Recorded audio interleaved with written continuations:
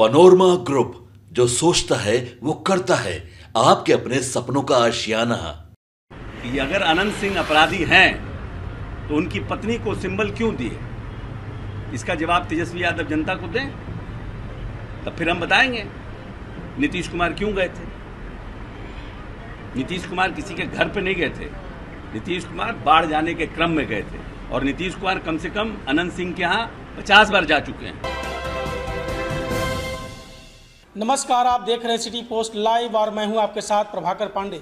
आपको बता दें कि बिहार में शराबबंदी है, फिर भी बिहार में शराब धड़ल्ले से बेचा जा रहा है और पीने वालों की भी कोई कमी नहीं है। ये बात कहते नजर आए हैं जीतन राम मांझी। जीतन राम मांझी अपने बयान में कहा है कि रात होते ही बिहार में सफ़ेद पोशों के द्वारा शराब पिया जाता है, लेकिन पकड़ने वाले लोग उनको नहीं पकड़ते हैं, बल्कि उन लोगों को पकड़ते हैं जो गरीब होते हैं। वो अपने बयान में जीतन राम मांझी ने सीधे तौर पर नेताओं के ऊपर सवाल खड़ा कर दिया है। कहा है कि बिहार में शराब पीने वाले लोग नेता ही हैं।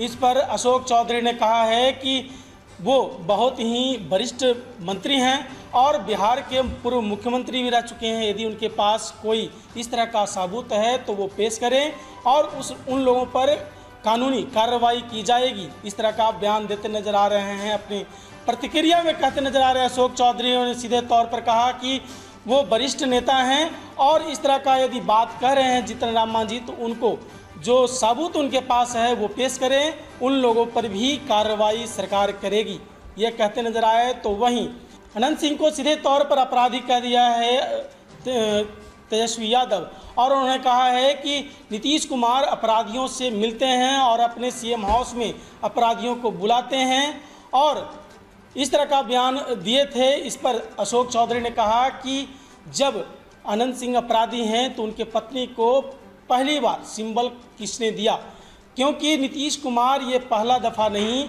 कम से कम 50 बार भी ऐसे समय होंगे जिसमें अनंत सिंह से नीतीश कुमार मिलने गए।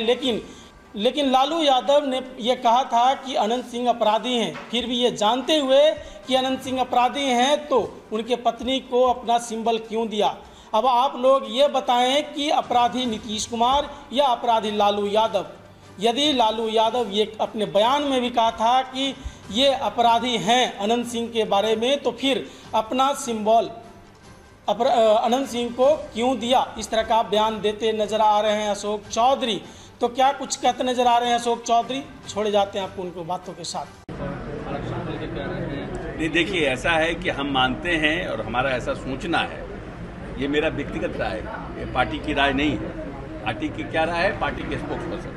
लेकिन विदेशी सरजमी पर किसी भी तरह की देश के प्रति कंसोलिडेशन का भाव होना चाहिए, देश के प्रति समग्रता का भाव होना चाहिए, देश के प्रति उन्नति का भाव होना चाहिए। अगर अटल बिहारी वाजपेयी जी का जब विपक्ष में थे और भारत का प्रतिनिधित्व कर रहे थे यूएनओ में, उनके भाषण को सुनिए, किस तरह से उन्होंने देश के मान सम्मान की बात की थी। तो कोई भी नेता अगर विदेशी सरजमी पे जाता है, वो देश की उन्नति का और देश को आने वाले समय में हम कैसे सुपर पावर बना सके उसकी बात होना चाहिए, जिससे कि लोगों को लगे कि देश हित में सभी राजनीतिक दल एकमुश्त हैं, एक साथ हैं, और देश के अंदर जो आपको बात करना है वो बात करें। विदेशी सरजमी पर देश के प्रति या देश की इंटरनल पॉलिटिक्स की अगर चर्चा आप करिएगा तो उससे देश की छवि खराब होती है। डॉक्टर नहीं पहुंचे और ममता बनर्जी ने कहा है कि अगर बंगाल की आवाम चाहेगी तो वो जो है इस्तीफा दे देगी।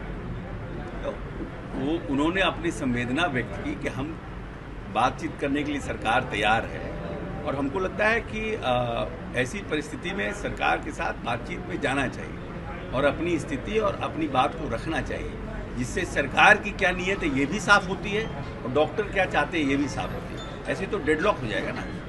हमको लगता है डॉक्टरों को जाना चाहिए था, देश की मुख्यमंत्री ने बुलाया था और उसमें जाना चाहिए था, अपनी बात रखनी चाहिए थी, जो डिमांड्स थे वो रखने चाहिए थे, जिससे सरकार उसको पूरा कर सकती नहीं कर सकती ये।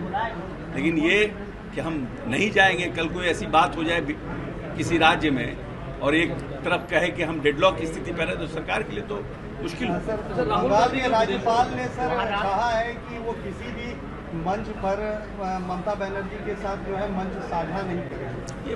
ये तो माननीय राज्यपाल महोदय का अपनी उनके कार्य मतलब ममता जी के साथ अपने संबंध हैं अपने, उस पर हम लोगों की क्या टिप्पणी। कोई राजनीतिक कोई पॉलिटिकल बात तो है नहीं, ये तो महामहिम राज्यपाल की अपनी संबंध की बात है, अपनी कार्यप्रणाली की बात है।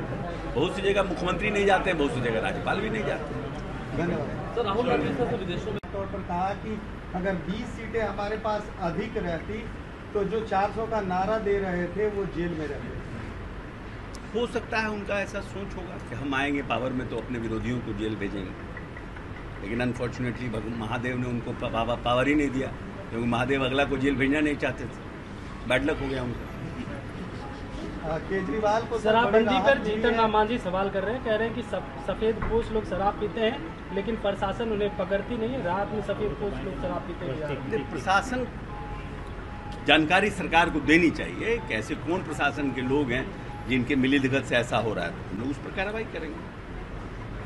अगर स्पेसिफिक हम लोगों को बताया जाएगा, सीनियर लीडर हैं, प्रदेश के मुख्यमंत्री रहे हैं, लेकिन ये बात सत्य है कि कुछ लोग तो करते ही हैं, नहीं तो इतना शराब पकड़ा कैसे रहा है। भाई ऐसा है कि शेड्यूल कास्ट का एक्ट बना, शेड्यूल कास्ट एट्रोसिटी एक्ट, क्या दलितों पर उत्पीड़न बंद हो गया? डाउरी एक्ट बना, क्या डाउरी लेने के लोगों का उत्पीड़न खत्म हो गया?